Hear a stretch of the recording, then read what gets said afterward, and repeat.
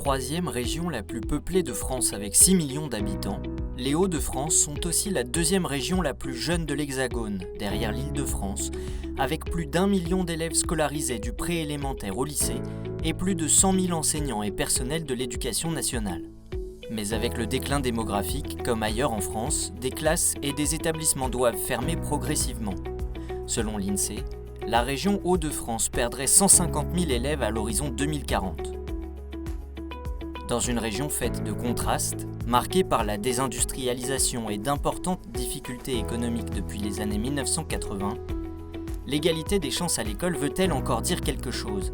Pour tenter de répondre à cette question, direction d'abord la Picardie. Donc, bonjour à tous, asseyez-vous. Nous sommes à Amiens, au collège Arthur Rimbaud, un établissement public en réseau d'éducation prioritaire REP+.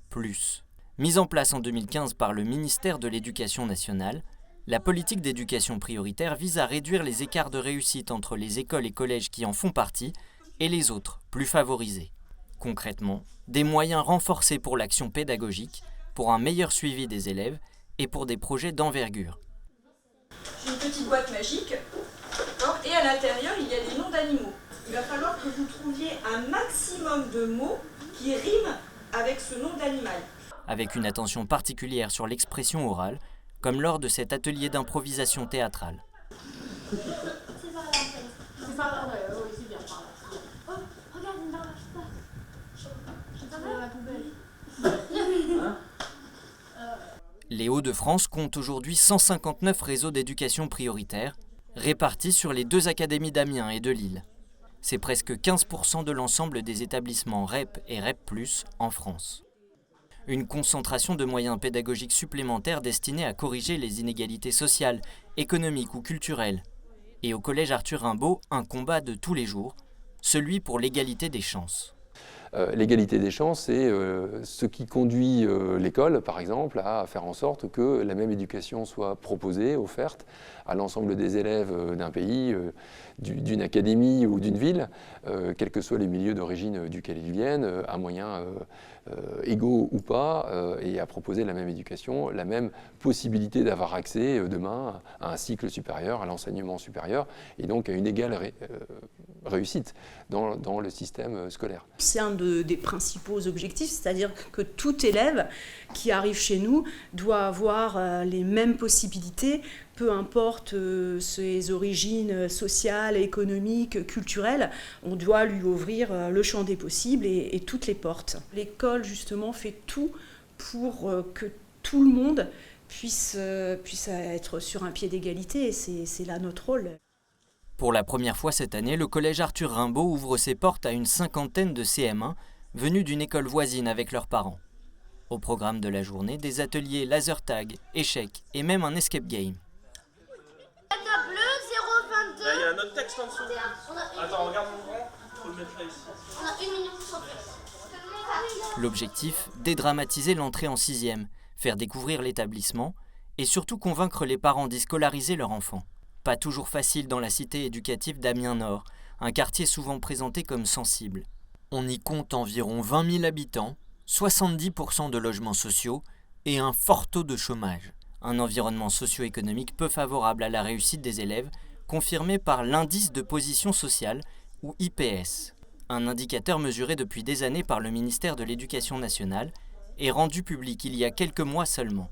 Ça a rendu public la grande hétérogénéité sociale, sociologique et, je dirais, d'appartenance de la population au sein de l'académie, entre différentes catégories, et le fait que le système scolaire était un système qui, d'une certaine manière, entérinait une hétérogénéité déjà forte d'un point de vue social et sociologique. Ce qui est tout à fait logique d'un point de vue systémique et dans la manière dont sont construites nos politiques publiques. Au collège Arthur Rimbaud, l'indice de position sociale est de 73,7.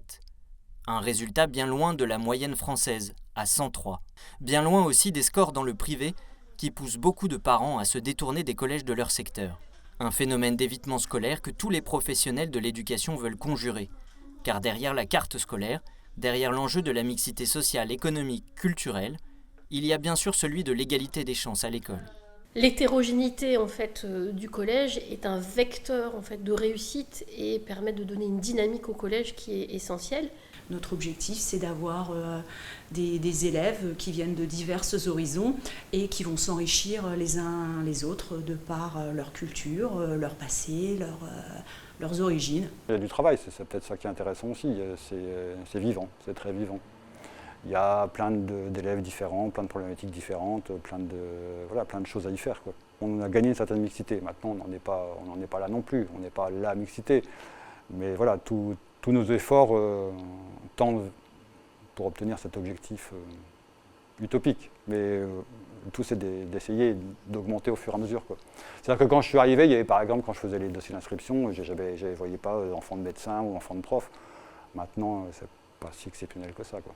Pour les parents venus visiter le collège Arthur Rimbaud, et même si le privé représente un coût important, choisir l'enseignement public fait souvent l'objet d'une longue réflexion et de nombreuses hésitations. Ici, ça va être le côté pratique. Enfin, il y a la navette, le bus qui vient automatiquement. Il y a tous les copains de classe qui vont venir ici. Donc, évidemment, c'est un point qui n'est pas négligeable. Moi, j'ai fait toute ma scolarité en privé, donc moi, je découvre aussi le public à travers mon petit gars, quoi. Je trouve ça très bien pour lui et il est très ouvert d'esprit et je pense que c'est grâce aussi au fait qu'il y ait beaucoup de mixité avec les élèves, quoi. Pourquoi le privé qu'est-ce qui nous ferait changer c'est toutes ces options qui somme toute on paye, hein, ça c'est clair, mais qui permettraient de donner un plus aux enfants. Car c'est un autre trait marquant des Hauts-de-France, la place de l'enseignement privé dans l'éducation. Dans la région, près d'un élève sur 5 y est scolarisé, environ 250 000 élèves, issus d'un milieu souvent favorisé. Le privé devait être la clé de voûte du nouveau plan mixité annoncé tout récemment par le ministère de l'Éducation nationale. Finalement, les mesures annoncées fixent des objectifs, mais restent peu contraignantes pour les établissements privés, qui pourront continuer à sélectionner leurs élèves.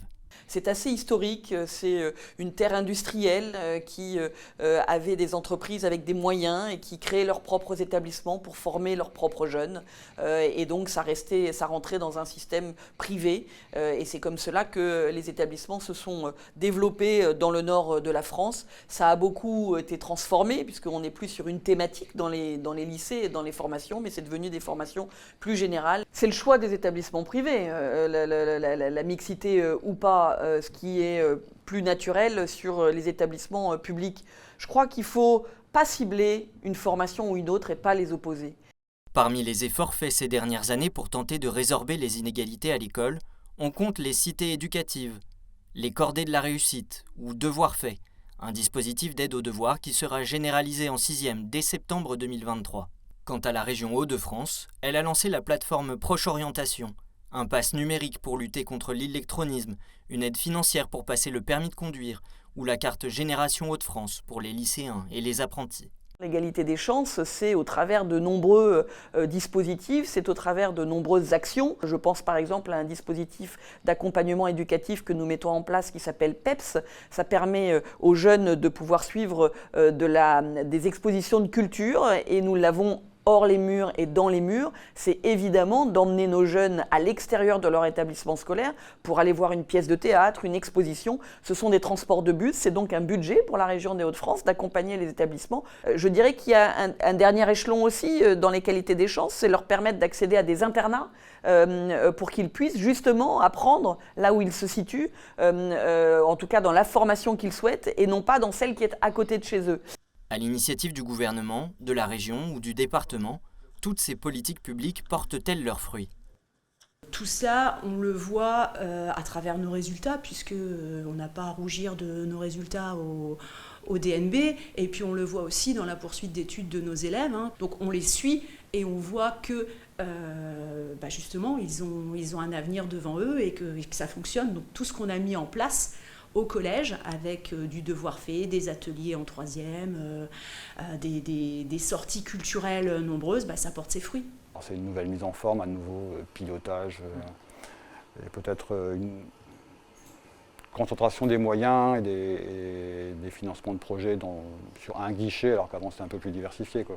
Oui, ça nous permet de faire des choses, oui. Il y a une classe bilan, il y a une classe internationale ici, par exemple.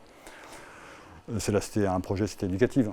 Alors la section internationale, pour le coup, ça va, alors que le fait que ce soit dans un quartier, ça va concerner des élèves qui a priori n'étaient pas vraiment concernés par ça, quoi. Enfin, c'était une offre qui était complètement inconnue pour eux et c'est une vraie chance pour pas mal d'élèves, quoi, d'avoir cette ouverture-là qui après peut amener à des sections spécifiques en lycée et à un avenir un peu différent, quoi.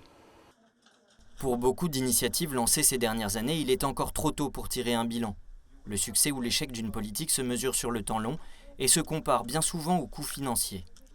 Pour le dispositif 100% réussite par exemple, qui se traduit en particulier par le dédoublement des classes de CP et CE1 en réseau d'éducation prioritaire, les résultats sont là, non sans contrepartie. Ce recentrage sur les fondamentaux, en fait, il pénalise de fait les élèves les plus fragiles. C'est les chercheurs en sciences de l'éducation qui l'ont prouvé depuis déjà de longues années. Ces élèves-là sont les élèves les plus éloignés de la culture scolaire. Et ce qui les fait entrer dans la culture scolaire, c'est aussi justement tous les biais et les vecteurs culturels qu'on enseigne à l'école, ou les sorties auxquelles on fait participer nos élèves. Vraiment, l'ouverture culturelle est fondamentale pour entrer dans le monde et s'en sentir citoyen et citoyenne à part entière. Et si on recentre sur les fondamentaux, le français et les maths, ça éloigne ces élèves encore plus de la culture scolaire et du coup, ça n'augmente pas leurs chances de réussite, bien au contraire.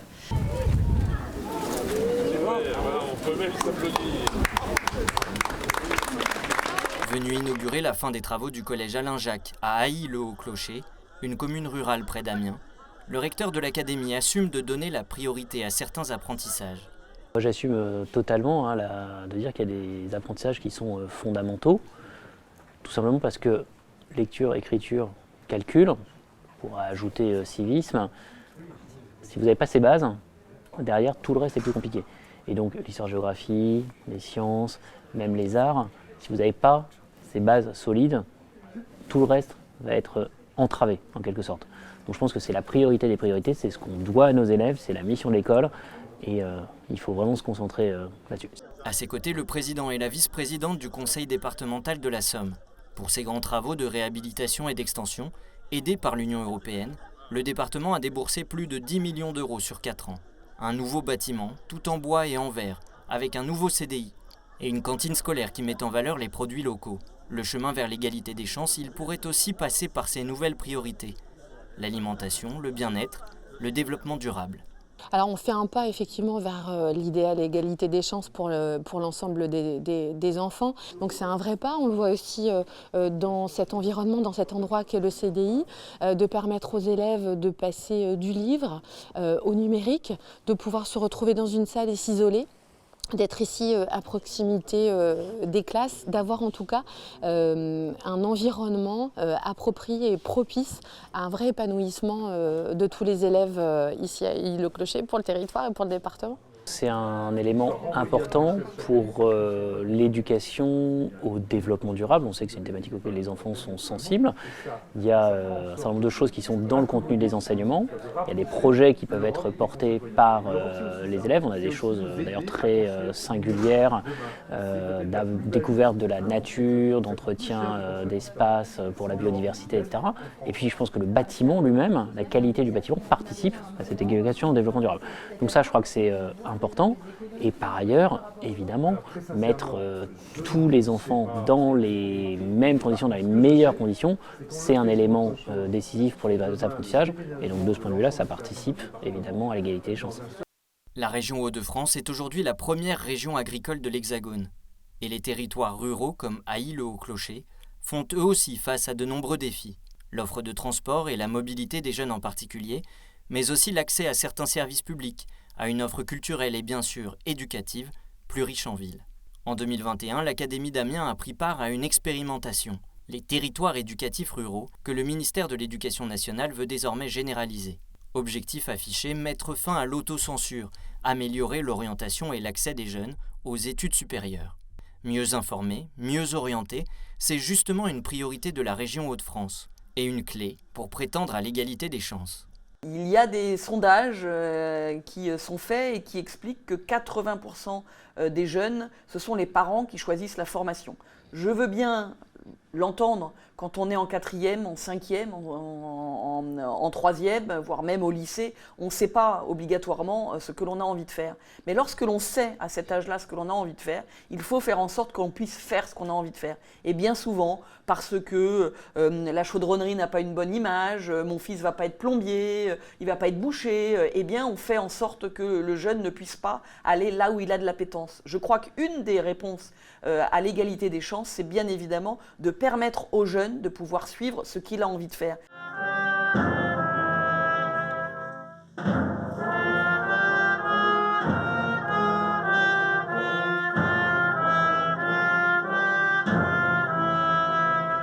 Mais les Hauts-de-France misent aussi sur le numérique éducatif pour faire un pas vers l'égalité des chances.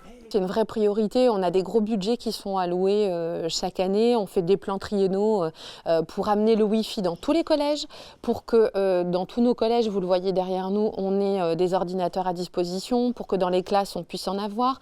On est sur des réflexions pour avoir des tablettes numériques aussi, notamment dans les collèges. Certains sont déjà équipés, d'autres pas. On accompagne les familles, on accompagne les enfants vers le numérique et tout type de numérique. Que c'est un des éléments qui permet de favoriser l'égalité des chances. Mais le numérique n'est pas le seul, il y a aussi tous les moyens humains qu'on met. Il est évident que depuis quelques années, c'est véritablement une priorité forte du gouvernement et du ministère de l'Éducation nationale et de notre académie, et que tous les moyens sont mis pour favoriser l'égalité des chances, effectivement. Dès 2015, le département du Nord a par exemple équipé ses collèges avec plus de 2000 tablettes numériques school.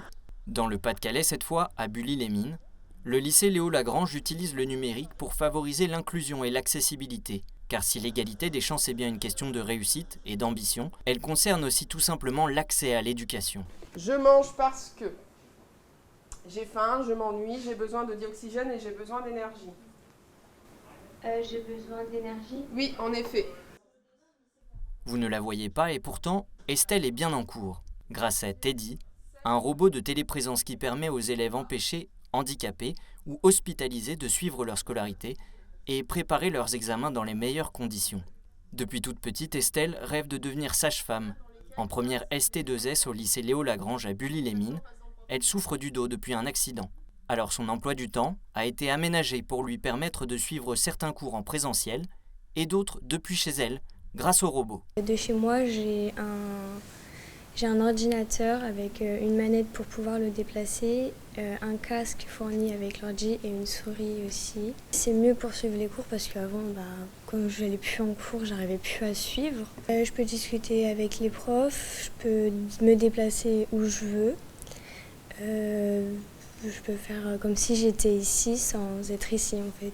Nous, en tant que camarades de classe, on dit toujours bonjour, puis ça nous fait un peu rire de voir le robot souvent. Je trouve que c'est bien parce que c'est mieux que Skype, parce que le robot est présent dans la salle, dans la classe, où on pose des questions, du coup elle entend, et les profs répondent par exemple des questions qu'elle se serait posées, elle n'aurait pas forcément parlé par le robot. Gratuit pour les familles et les élèves concernés, le robot coûte environ 5 000 € l'unité, financé intégralement par le ministère de l'Éducation nationale. Un dispositif fabriqué et conçu en France par l'entreprise Awabot.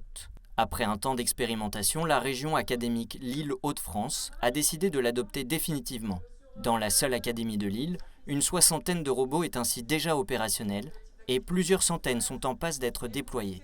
Le robot a aussi un effet visiblement sur la guérison, parce que le fait d'être socialisé, d'avoir des échanges avec ses camarades et d'éviter l'isolement, l'enfermement,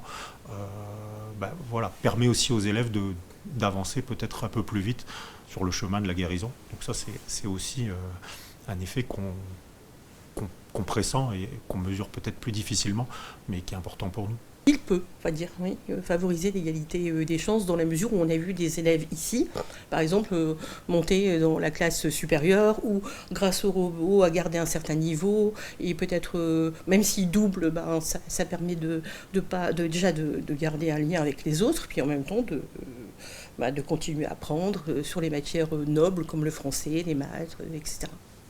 Sur le terrain, le projet rencontre toutefois quelques obstacles. C'est bon, tout va bien? C'est flou. C'est flou? Oui. Alors c'est peut-être parce que tu es encore en mode à faire bouger le robot.